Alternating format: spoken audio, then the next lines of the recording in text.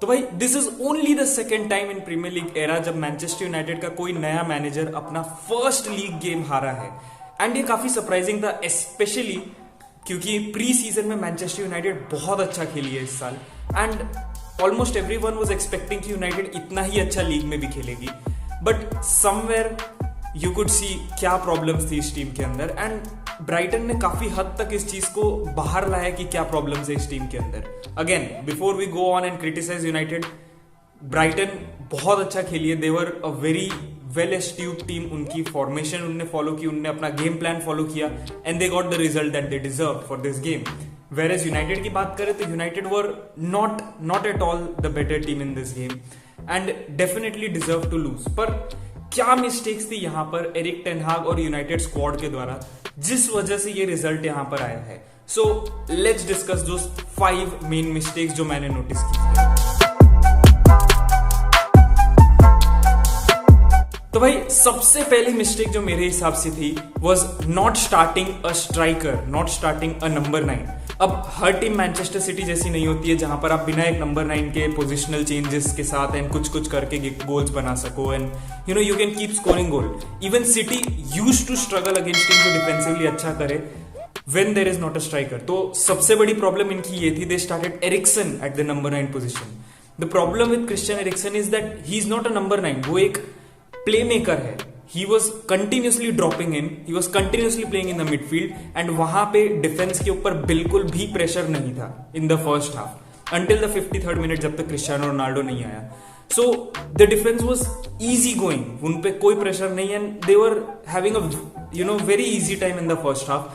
And this was the first reason according to me. They should have had a striker. At least उनको Sancho या किसी को striker position पर रखना चाहिए. Someone who would at least keep the defense very very busy.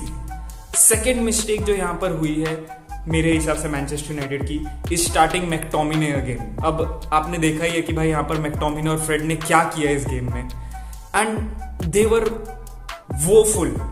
ना Fred ने अच्छा खेला है ना मैकटोमिने ने अच्छा खेला।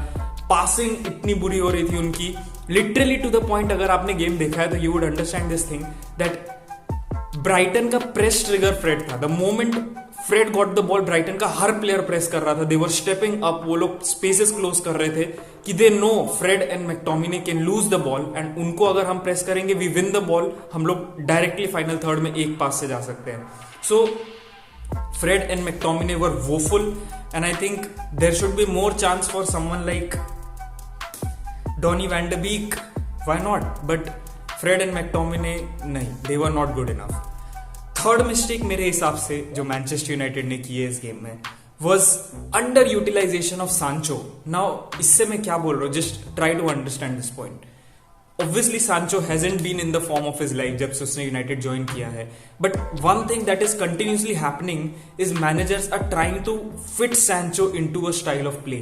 They are not trying to build a एक प्लेयर के अराउंड गेम नहीं बिल्ड कर रहे, they are trying to fit him into the game, जिसका मतलब कि उसकी बेस्ट एबिलिटीज नहीं उतने अच्छे से बाहर आ पा रही है because he has to follow the system, he cannot play freely. And for players like Sancho, for players like Bruno, they need freedom. बिना उस फ्रीडम के these players will never be as good as they were and this is the reason why Bruno was so good under Ole, because Ole ने उसको पूरा freedom देके रखा था कि भाई कर, तुझे जो करना है कर, do whatever needs to be done but give me the results. And this is my fourth point as well कि freedom to Bruno Fernandes. I don't think Bruno Fernandes को वो freedom मिल रहा था in this game. You could see this thing, he was trying to play in between the channels. वो try कर रहा था midfield और defense के बीच में घुसकर उन पॉकेट्स ऑफ स्पेसेस में जाकर बॉल रिसीव करने की, but he could not go to the level that he used to. He was not making those runs in behind the defence because most probably he is bounded by the system और most probably because उसको balls नहीं मिल रही थी. But any which ways there is this sort of freedom that seem missing for Sancho, for players like Bruno जो creative freedom पर rely करते हैं अपना बेस्ट गेम ब्रिंग आउट करने के लिए.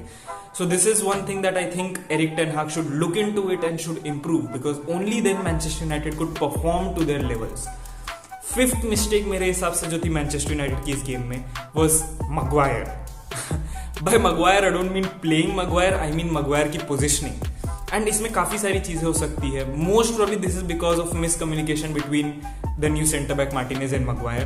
पर regardless the positioning of Maguire in some times was woeful. बहुत गंदी पोजिशनिंग, कहीं पर भी स्ट्रे कर रहा है, सेंटर बैक्स के आगे जा रहा है, कभी लाइन को पीछे पुल कर रहा है, पूरी लाइन को. It was woeful and he was too late. जो फर्स्ट गोल कंसीड किया मैनचेस्टर यूनाइटेड ने was because of his particular mistake. And इसी रीजन से मैं बोल रहा हूं कि भाई Maguire needs to either improve communication और पोजिशनिंग और बोथ, क्योंकि यहां पर दोनों चीजों की प्रॉब्लम हो रही थी. First the communication, second positioning, and third and most importantly there was no leader in this team. Because Maguire ने कैप्टन आर्मबैंड पहना था इस गेम में. He should have acted like the leader for the team, but एक leading figure का इस game में miss लग रहा था, वो दिख नहीं रहा था हमको मगवायर से. And that is why I think Manchester United needs Cristiano Ronaldo in the game.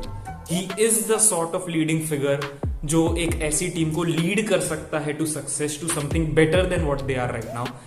And ये 5 मिस्टेक्स थी मेरे हिसाब से जो मैनचेस्टर यूनाइटेड ने की इस गेम में. And let's propose a few solutions. यार मिस्टेक्स तो बता दी, बिना सोल्यूशन के इन मिस्टेक्स की क्या वैल्यू है. तो मेरे ओपिनियन में ये 3 सोल्यूशंस कर सकती है Manchester United. First of all उनको एक सिस्टम बिल्ड करना चाहिए अराउंड रोनाल्डो एंड सांचो.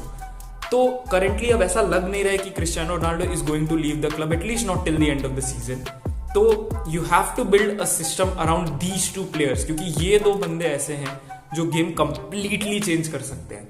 Cristiano Ronaldo I don't think I need to say anything about him. उसकी क्वालिटी हर एक इंसान जानता है. एंड जेडन सांचो, ये बंदा भाई बहुत स्पेशल है. He has unbelievable abilities, but again just as I said freedom नहीं है, एंड सिस्टम में उसको एडाप्ट करना पड़ रहा है. He is unable to perform to his best. Second thing, यार I think Bruno needs to be given more freedom, because without that, just like Sancho, he will never be as effective as he was or as he could be.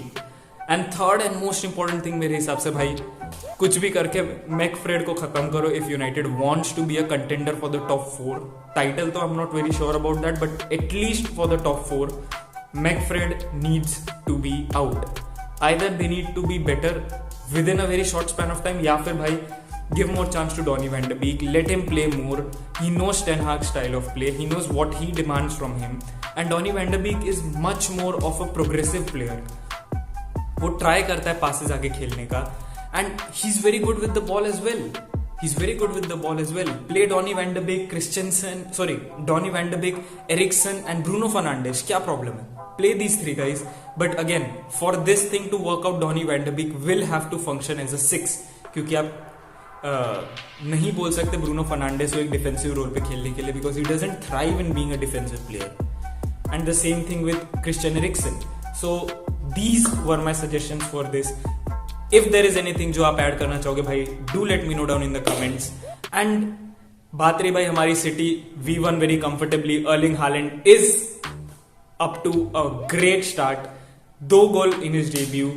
And I am finally happy कि भाई हमारे पास एक ऐसा penalty taker आ गया जो miss नहीं करेगा ज्यादा. Even Kevin De Bruyne, Mahrez, everyone was susceptible to missing, but Haaland का रिकॉर्ड काफी अच्छा रहा है पेनल्टीज में, so a very good thing again.